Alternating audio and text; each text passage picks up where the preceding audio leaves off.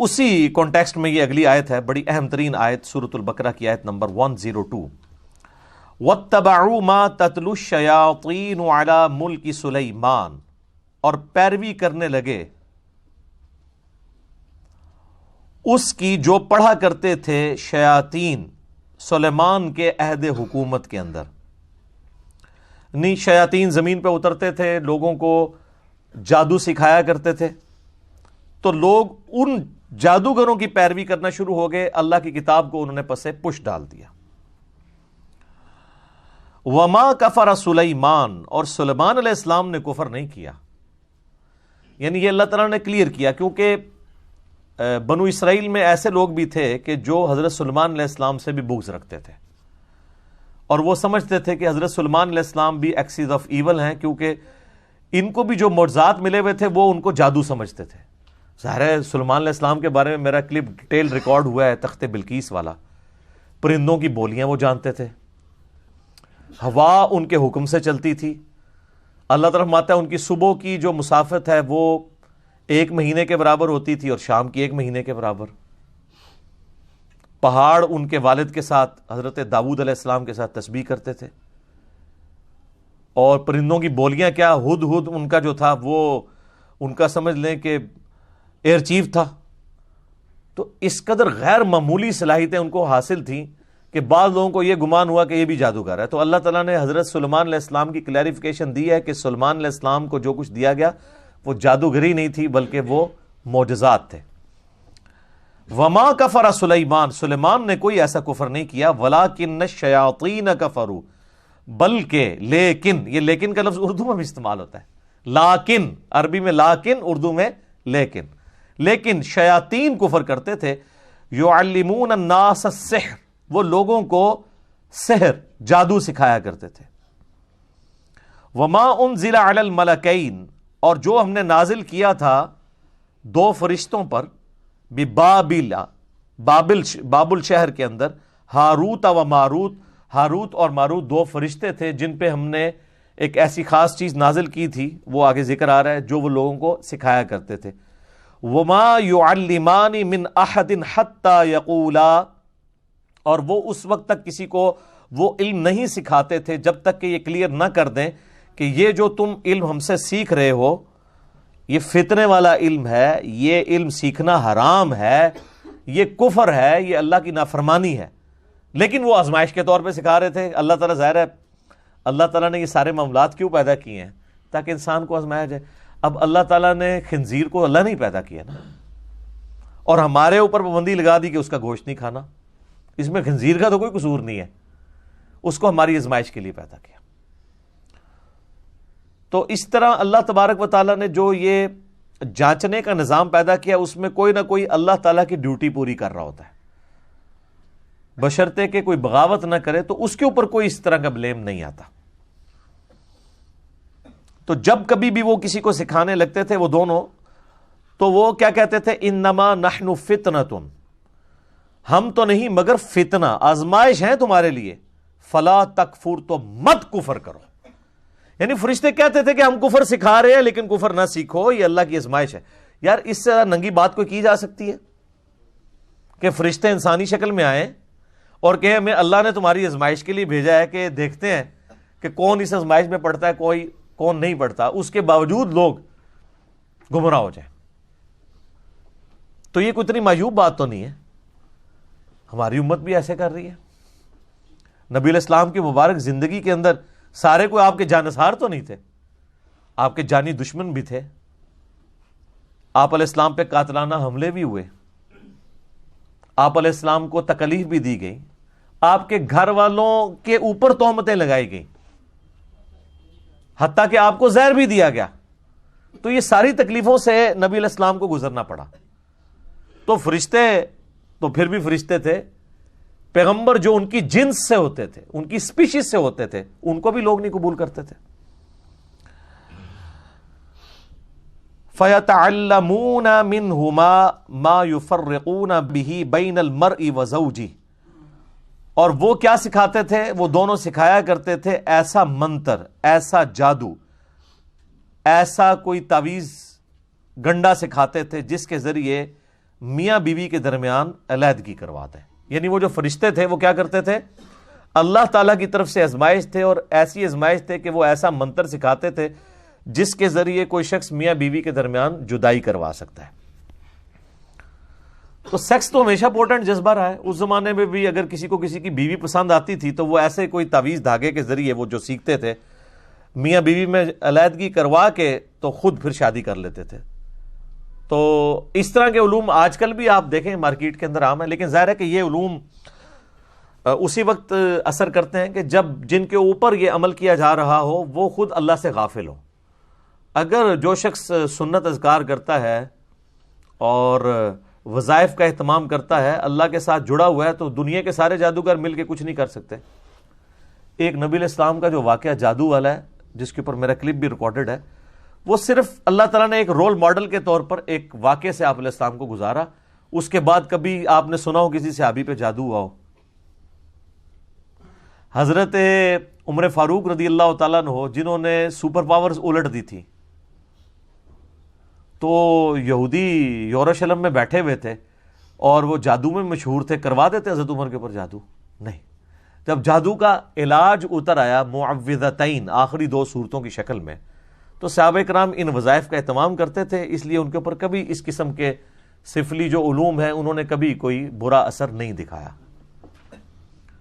تو اگر جادو سے ہی جنگیں جیتی جاتی تو وہ جیت لیتے. تو اس طرح نہیں ہوتا. خیر یہ الگ ٹاپک ہے، میں اس کی ڈیٹیل میں آج نہیں جاؤں گا. اللہ تعالیٰ فرماتا ہے کہ وہ میاں بیوی کے درمیان جدائی کروا دیتے تھے، اور یہ میاں بیوی کے درمیان جدائی کروانے کا فتنہ آج تک اسی طریقے سے جاری ہے. شیاطین یہ جدائی کرتے ہیں، اور اس کے لیے ضروری نہیں کسی نے تعویذ کروایا ہو، اپنی غلطیاں بھی آتی ہیں. اللہ تعالیٰ کے کچھ رولز اور ریگولیشنز ہیں، جو ان کو وائلیٹ کرے گا اس کے اوپر اللہ تعالیٰ کا وہ رول اپلائی ہو جائے گا. مثلا جو شخص بھی سخت سردیوں کی رات میں ننگے پاؤں ٹھنڈے فرش پہ پھرے گا تو اس چیز کے چانسز ہیں کہ اس کو ٹھنڈ لگ جائے. اب وہ یہ تو نہیں کہہ سکتا میں نے دعائیں پڑھی ہوئی ہیں. دعا کا اثر اس وقت تک ہے جب تک آپ اپنے اوپر خود تقدیر غالب نہ کر لیں. اگر کوئی دعا پڑھ کے تو سانپ کے منہ میں ہاتھ دے دیتا ہے تو دعا کا کوئی اثر نہیں ہوگا، کیونکہ ان ساری دعاؤں کے ساتھ آتا ہے ناگہانی آفات جو انسان نے خود اپنے اوپر اپلائی نہ کی ہو. اب ایک بندہ کہ جی میں بسم اللہ پڑھ کے ساکٹ میں 2 انگلیاں دے دوں تو انشاءاللہ اوپر ہی پہنچے گا. ہاں آپ کو کہانیاں کرائی گئی ہیں کہ حضرت خالد ابن ولید نے بسم اللہ پڑھ کے زہر پی لیا تھا.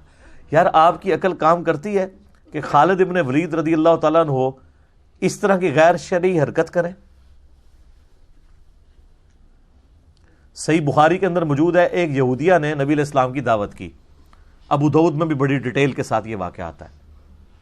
اور اس نے آپ علیہ السلام کے کھانے میں بھونی ہوئی بکری جو کہ آپ کو پسند تھی اس کے اندر زہر ملا دیا.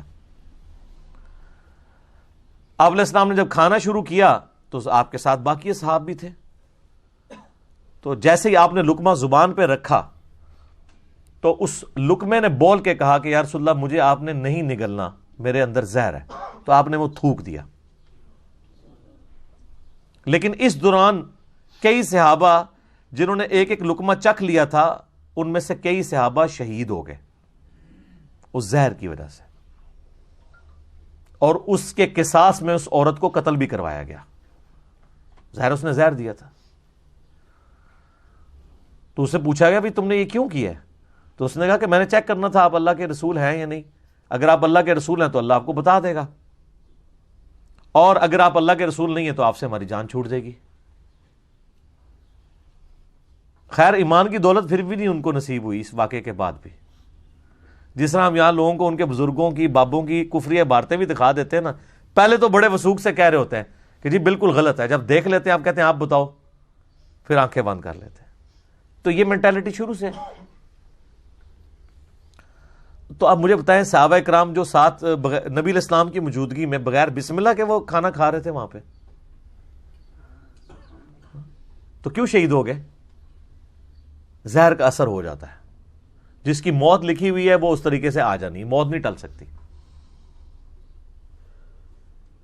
اور پھر صحیح بخاری میں یہ آتا ہے کہ 4 سال تک نبی علیہ السلام کو اس زہر کی وجہ سے تکلیف رہی، حتیٰ کہ آپ کی وفات بھی اسی میں ہوئی ہے. کیونکہ آپ کو اللہ تعالیٰ نے اس طرح دشمنوں کے ہتھے تو نہیں چڑھنے دینا تھا. کتب اللہ لأغلبن انا ورسولی، اللہ نے یہ طے کر دیا کہ میں اور میرے رسول غالب رہیں گے. تو اس کے تحت اللہ نے آپ کو اسپیشل پروٹیکشن دی. لیکن آپ کی خواہش تھی، صحیح بخاری میں حدیث ہے، میری خواہش ہے اللہ کی راہ میں قتل کیا جاؤں، پھر زندہ کیا جاؤں، پھر قتل کیا جاؤں، پھر زندہ کیا جاؤں، پھر قتل کیا جاؤں، پھر زندہ کیا جاؤں، پھر قتل کیا جاؤں. تو یہ خواہش اللہ تعالیٰ نے انڈائریکٹلی پوری کر دی اور آپ کو شہادت کے مرتبے تک پہنچایا. میرا یوٹیوب پہ ایک کلپ بھی اپلوڈڈ ہے، کیا نبی علیہ السلام شہید ہوئے تھے، اس میں یہ ساری احادیث بتائی ہیں، باقاعدہ ان کو ڈسپلے کروایا ہے، ایک ایک کا JPG دکھایا ہے کہ یہ اس طریقے سے یہ معاملہ ہوا تھا. تو وہ زہر کا اثر واپس آیا. بخاری کے الفاظ ہیں، عائشہ کہتی ہیں کہ نبی علیہ السلام مجھے کہتے تھے کہ وہ غزوہ خیبر کے موقع پر جو میں نے گوشت کھایا تھا آج میری رگیں کاٹ رہا ہے. اور نبی علیہ السلام کو اللہ نے آنرری طور پہ شہادت کے درجے کے اوپر فائز کیا اللہ کے حکم سے، یعنی اس کا زہر واپس آ گیا. ورنہ جو شہید ہونے والے تھے وہ تو اسی وقت ہی ہو گئے تھے. لیکن نبی علیہ السلام 4 سال تک سروائیو کیا، اللہ تعالیٰ نے اس اثر کو واپس لے کے آئے. تو کوئی نقصان اس طریقے سے نہیں پہنچا سکتا الا یہ کہ کسی کے مقدر میں ہو. تو یہ جھوٹے واقعات ہیں کہ بسم اللہ پڑھ کے زہر کھا لیا. تقدیر کو جو اپنے اوپر غالب کرے گا اس کے اوپر کوئی وظیفہ اثر نہیں کرے گا، یہ ذہن میں رکھنا ہے. یہ ناگہانی آفات کے لیے ہوتا ہے، اور ناگہانی آفات بھی ادر دین موت. موت نہیں ٹلے گی. موت اور بڑھاپا یہ 2 ایسی چیزیں ہیں جن کا کوئی میڈیکل علاج بھی نہیں ہے. اور نبی علیہ السلام کی آپ طب نبوی کے اوپر احادیث اٹھا کے دیکھیں تو ہمیشہ آپ کو ملے گا کہ موت اور بڑھاپے کے علاوہ ہر مرض کی دوا اللہ نے رکھی ہوئی ہے. لیکن بڑھاپا اور موت آج بھی نہیں ہے سر، کوئی بڑھاپا نہیں کم. اگر کوئی شخص اپنی سکن سرجری کرا بھی لے تو اس کے اندر اعضاء کی عمر تو پوری ہو چکی ہوتی ہے، صرف چہرے کو مینٹین کیا ہے نا اس نے. وہ بھی کس حد تک، وہ کتنے بھدے لگ رہے ہوتے ہیں آپ کو پتہ ہی ہے، جو زبردستی اس طرح کی سکن ٹائٹ کرواتے ہیں. اور اگر آپ کا لیونگ سٹینڈرڈ درست نہیں ہوگا تو میرے بھائی کئی لوگ ہیں جن کی عمر تو 40 سال ہے لیکن ان کے گردے 60 سال کے ہو چکے ہیں، کیونکہ انہوں نے خوراک صحیح استعمال نہیں کی. ان کا معدہ ہو سکتا ہے 70 سال کا ہو چکا ہو، اس طرح کی باہر کی گندی غذائیں انہوں نے کھائی ہیں کہ جتنا اس نے ٹیمپر ہونا تھا 40 سالوں میں، 70 سالوں کے اندر وہ 40 سال میں ہی ہو گیا. تو اس کو کہتے ہیں انسان کی ہر عضو کی ایک میڈیکل لائف ہوتی ہے. تو یہ اللہ تبارک و تعالیٰ نے ایک سسٹم رکھا ہوا ہے. تو یہ میاں بیوی کے درمیان وہ علیحدگی کروایا کرتے تھے اس کی وجہ سے. صحیح مسلم میں ایک حدیث ہے کہ شیطان کا تخت پانیوں پہ لگا ہوا ہے اور رات کے وقت سارے اس کے چیلے آ کے اسے رپورٹ کرتے ہیں اور بتاتے ہیں کہ آج ہم نے کون کون سے گناہ کے کام کروائے. کوئی آگے کہتا ہے کہ آج میں نے فلاں شخص سے چوری کروائی، فلاں شخص سے میں نے قتل کروا دیا، فلاں شخص سے میں نے زنا کروا دیا. تو شیطان خاص امپریس نہیں ہوتا. ایک چیلا آگے کہتا ہے آج میں نے میاں بیوی کے درمیان جدائی کروا دی ہے. تو شیطان کہتا ہے اصل کام تو نے کیا ہے، اور اس کو گلے لگا کے ملتا ہے. کیونکہ تمدن کی جڑ کٹ جاتی ہے جب میاں بیوی کا ریلیشن شپ ڈسٹرب ہوتا ہے. پورا معاشرہ اس کے اوپر کھڑا ہے. اس لیے اسلام میں سب سے زیادہ زور اسی کے اوپر ہے کہ آخری درجے تک نبھانے کی کوشش کی جائے. میرا ایک کلپ کچھ عرصہ پہلے اپلوڈ ہوا تھا یوٹیوب کے اوپر، مظلوم بیوی کے نام سے، کہ ہمارے سب کانٹیننٹ کے معاشرے کے اندر کس طرح عورتوں کے اوپر ظلم ہوتے ہیں اور خاوند جو ہے ان کو کس طرح اپنا غلام سمجھ کے رکھتے ہیں. آج مجھے اس ڈیٹیل میں جانے کی ضرورت نہیں ہے. اب آپ دیکھ لیں کہ وہ جو مسلم شریف کی حدیث تھی کہ شیطان خوش ہوتا ہے میاں بیوی سے علیحدگی کے معاملے میں، تو قرآن نے بھی اس حدیث کو انڈورس کر دیا ہے کہ واقعی شیاطین کا جو اول مصداق ہے وہ یہی ہے کہ میاں بیوی کے درمیان جدائی کر دی ہے. وَلِعَوْذُ بِاللَّهِ تعالی. تو اللہ تعالیٰ فرماتا ہے وَمَا هُمْ بِضَارِّينَ بِهِ مِنْ أَحَدٍ إِلَّا بِإِذْنِ اللَّهِ. وہ ضرر نہیں پہنچا سکتے تھے اس جادو اور منتر کے ذریعے مگر جب اللہ چاہے. اللہ نہیں چاہے گا تو نہیں اثر ہوگا، سیدھی سی بات ہے. اور جب اللہ چاہے گا تو کوئی بچت نہیں کر سکتا. سورہ الزخرف میں آیا کہ جو رحمان کے ذکر سے روگردانی اختیار کرتے ہیں اللہ ان پر شیطان مسلط کر دیتا ہے. جو اس کا برا ساتھی بن جاتا ہے. اللہ کر دیتا ہے شیطان. یہ شیطان اللہ کا چھوڑا ہوا کتا ہے نا, اور ہر انسان کے ساتھ ہے. بخاری مسلم میں حدیث موجود ہے, نبی علیہ السلام فرمایا کہ ہر انسان کے ساتھ ایک فرشتہ اور ایک جن اٹیچڈ ہے. مسلم شریف میں ذرا ڈیٹیل آتی ہے اس کی. تو ایک صحابی نے جرت کر کے پوچھا, یا رسول اللہ آپ کے ساتھ بھی؟ فرمایا ہاں میرے ساتھ بھی اٹیچ ہے, لیکن اللہ تعالیٰ نے مجھے اس پہ طاقت دی. میرے ساتھ جو شیطان اٹیچ ہے وہ مجھے نیکی کی طرف ہی بلاتا ہے. باقی سب کا جو شیطان ہے برائی کی طرف, میرے ساتھ جو شیطان اٹیچ ہے وہ مطیع ہو گیا ہے, اس نے اسلام قبول کر لیا. تو نبی علیہ السلام کے سوا کوئی شخص یہ نہیں کہہ سکتا کہ گارنٹی ہے میں جو کچھ کہہ رہا ہوں وہ حق کہہ رہا ہوں, چاہے وہ کوئی صحابی ہو چاہے کوئی بزرگ ہو. کوئی شخص یہ کلیم نہیں کر سکتا. ما ضل صاحبکم وما غوا. صرف نبی علیہ السلام کے لیے گارنٹی ہے, تمہارے نبی نہ کبھی بہکے ہیں نہ کبھی بے راہ چلے ہیں. تو اللہ تعالیٰ ہمارا کہ وہ اللہ کے اذن کے بغیر نہیں ایسا کر سکتے تھے. وَيَتَعَلَّمُونَ مَا يَضُرُّهُمْ وَلَا يَنْفَعُهُمْ, اور وہ چیز جو ضرر رساں ہے ان کے لیے اور نہیں نفع پہنچا سکتی انہیں, وہ سیکھتے تھے. ظاہر ہے کہ دنیا میں اگر کوئی منفعت حاصل بھی کر لے, آخرت میں تو اس کا نقصان ہے. جادوگر تو کافر ہو جاتا ہے کیونکہ وہ ایسے الفاظ بولتا ہے جو کفر کی کیٹیگری میں فال کرتے ہیں. اس لیے آپ دیکھ لیں سعودیہ کے اندر تو جادوگر کی سزا قتل ہے, سیدھا سیدھا فساد فی الارض کر رہا ہے وہ. وَلَقَدْ عَلِمُوا لَمَنِ اشْتَرَاهُ مَا لَهُ فِي الْآخِرَةِ مِنْ خَلَاقٍ, اور وہ اچھی طرح یہ جانتے تھے کہ جو وہ سودا کر رہے ہیں ان کا اب آخرت میں اللہ کی رحمت میں کوئی حصہ نہیں ہے. بڑا ہی برا سودا کر رہے ہیں وہ, یعنی اپنی آخرت بیچ کے دنیا حاصل کر رہے ہیں نا. دنیا کی منفعت کی خاطر کفر کر کے, سحر کر کے, اس سحر کے ذریعے کیا کر رہے ہیں, اپنی آخرت برباد کر رہے ہیں. تو دنیا خرید رہے ہیں آخرت کو برباد کر کے, تو کتنا برا وہ سودا کر رہے ہیں. اور اہل ایمان کی نشانی سورہ توبہ میں کیا آئی کہ اللہ تعالیٰ نے مومنین کی جانیں اور مال جنت کے بدلے میں خرید لی ہیں. وہ اپنی جان اور مال لٹا دیتے ہیں جنت کے حصول کے لیے. اور یہاں پہ جو فاسقین ہیں, جو کفر کرنے والے ہیں, اللہ کے باغی ہیں, ان کا ایٹیچیوڈ کیا ہے کہ وہ دنیا حاصل کرنے کے لیے اپنی آخرت داؤ پہ لگا دیتے ہیں. ما لہ فی الآخرۃ من خلاق, آخرت میں ان کا کوئی حصہ نہیں ہے.